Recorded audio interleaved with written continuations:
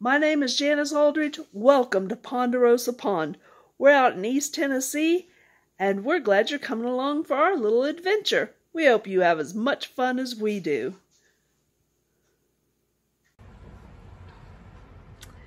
Hey everybody. Okay, so here's our update on our little window garden that we've got going on here. Trial and error, we're learning. Okay, so I took one of the celery.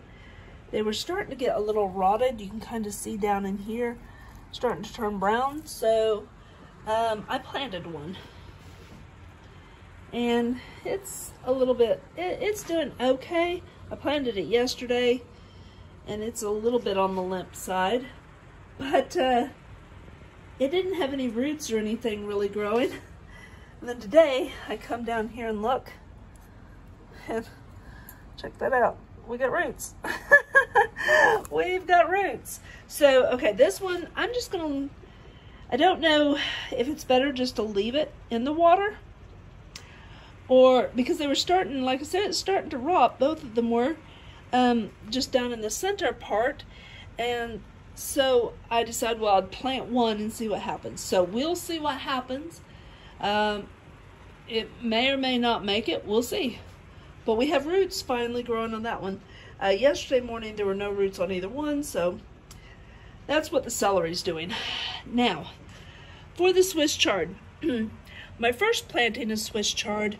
That's the only one that's still alive on the rainbow Swiss chard. But now that we've added the fan and just given a little resistance and the light, I have several more leaves that have come up this last week. I went on ahead and replanted Swiss chard. They did not come up as fast as they did the first time, but I don't think that's a bad thing, because the wind, and I haven't really soaked the ground like I had before, and I heard if they pop up real fast, it's kind of a sign that it's too wet. So I have a few little Swiss chard coming back up, and we'll see how they do. So this is just a few days ago that I planted that. The lettuce, that's the only lettuce that has survived from the first one. And it looks just terrible. It looks crazy. I've never seen a lettuce look like this. So it has grown 2 more leaves, and you can see the fan is on them. The first batch and the second batch shot up within just a few days. They got real spindly, just, well, you can see the first 2 leaves right there. Very thin. They just did not do anything. After about the 3rd day after they had popped up out of the ground, they did nothing, not a thing. So we have some more coming up. Got one there, got a couple here, where they go, there they are, and another one over here. So we're starting to get a few popping up, but the leaves and the stems are just a little bit thicker. The leaves are definitely a little bit thicker than they were on the first and second batch. So this is my 3rd planting on lettuce. So one of the things is you can't have your ground too wet, and they need lots of light. So we have the light, the full spectrum light bulb that I put in my lamp, and we have a fan on it, and and we're not watering. So I think that will help a lot with that. Now the onions, these are just the bottom parts of some white onions. I'm trying to grow onion bulbs. I kind of dug the soil down a little bit deeper down here so I keep this moist without overwatering my lettuce. I don't know how that's going to work or if that'll work, but planted another one a few days ago, about a week ago, and it's starting to just starting to shoot, little bit of shoots starting up on that one. So this other one is 3 weeks old, and it's got green. Nothing else, you can eat the greens. I'm trying to grow more onion bulbs, so we'll see if that will work. Onion bulbs from onion bulbs. Watched a few YouTube videos. Some people get them. I don't know if I will or not. Okay, now these are the radishes. So outside in the middle of summer, spring, summer, radishes, 3 to 4 weeks, you got radishes, you're good to go. I dug some up a little over a week ago, didn't have any radishes on them at all. And these are now about 6 weeks old. And from when I planted the seeds. So sure should have had radishes. However, they had not put on anything but the first 2 leaves for the first month and a half, for the first 5 weeks. And now that I have the fan on them, they're starting to put up some other leaves. So I think I'll wait another week, maybe 2, and see if we have any radishes. And if not, I will probably just replant and say, hey, it's a learning experience. Radishes are super easy to grow. They've grown, they've survived, they just don't look like regular radishes.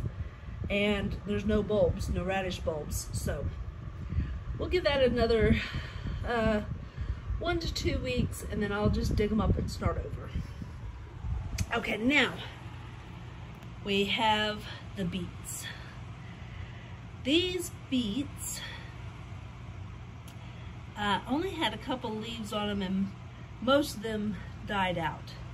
I had this whole container with beets, and looks like I've got about maybe 1, 2, 3, 4, 5, 6, 7, about 7 beets that are still giving it a try. And again, they're starting to put up more leaves, and the next stem coming out, now that I've put the fan on them, is thicker. So I don't know if they will form beets at this point in time. I may need to just replant the beets also. And so that's something I'm considering doing. I just don't know if I will need to replant the beets now that we have the fan and the light on them, and see what that does. The fan, I just have a regular little stand-up fan, and the fan has really helped to strengthen the plants. And then of course I got my light here, my full spectrum light bulb. So definitely have seen that putting the fan on things, you see the leaves are moving around pretty good. Putting the fan on has really helped to strengthen the plants. If you think about it, when you're like in a greenhouse, you go to those big greenhouses, they always have fans going, and really you've got to have some air circulation. Had a friend that brought that up, and I had done this a long time ago and knew I needed a fan. Just forgot all about it. So like I said, I may have really messed up and have to replant everything, like the radishes and the beets. We'll see. I don't know yet. But the Swiss chard, that one seems to be doing okay. It may come around and do all right. And we'll see how these others do. So we've got about 3 more Swiss chard that have come up. These are rainbow Swiss chard. I've never grown rainbow Swiss chard before, but I've heard it's very good with salad, to put in salad, so we'll see. Hopefully my celery will do well, because wouldn't that be nice if this winter, my whole goal is this winter to have fresh lettuce in this pot, radishes, some beets, we'll cook the beets, but some Swiss chard, and have my own onions and my own celery for the winter salad. And I think that would be wonderful and great. I'm not sure if it will work or not, but that's our tabletop garden, and just see how it goes. If you want to try this and really you know, it's worth giving it a try. Even if you just take one little tote, put 1 bag of soil in, and plant a few seeds, just to kind of get the experience with it. And you may have to plant it 2 or 3 or 4 times, but I think that we will have success. Things look a lot better now.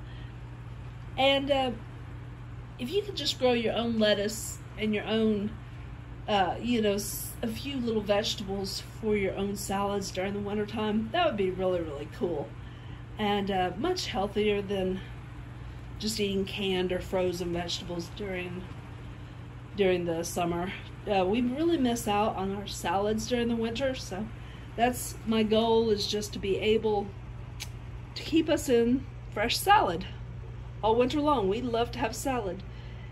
Just about every night we'll have a salad, pretty good sized salad, and we want to keep doing that. So I don't know if you've got any suggestions, if you've ever grown in containers and have some ideas and suggestions. That's how I found out about the seeds growing. People said, well, your seeds shot up real fast, real tall for your lettuce because it's overwatered. And you can tell my soil is still very damp. That's why I used these containers. You can see all the dampness right through the walls. Now this other container over here, a lot less. It's a lot drier. And just one of those things. I had the fan blowing more on this pot than I did on the lettuce pot. So I've moved things around, and I think that'll help. Like I said, it's just a learning experience. The onions you're supposed to keep very wet, so they probably, I kind of dug it down a little bit to help with the watering issue, keep these moist, and yet let the lettuce kind of dry out. So I hope that works. Not sure if it will or not. I may need to, if I replant the radishes, I might just plant lettuce and radishes over there so that I don't overwater any of them. But that's where we're at on this. And you know, leave some comments if you have some suggestions, some ideas. If you've ever grown celery in a cup, did I mess up by planting it, or was that what I should do? Anyway, I've never grown celery this way. Just watched some YouTube videos, and I wanted to give it a try myself. So y'all have a wonderful day, and like I said, leave some comments, leave some suggestions, ideas, or what you think about the video, and we'll keep you updated. Do another one of these next week and see how things are doing. Y'all have a wonderful, wonderful day. Hi, I'm Janice from Ponderosa Pond Homestead. I hope you enjoyed the video. If you did, please hit the like button. And if you'd like to see some more of these videos here in East Tennessee and the Smoky Mountains as we try to get our homestead set up and make a life out here in the mountains, or if you just want to see the beautiful scenery, then subscribe to our channel.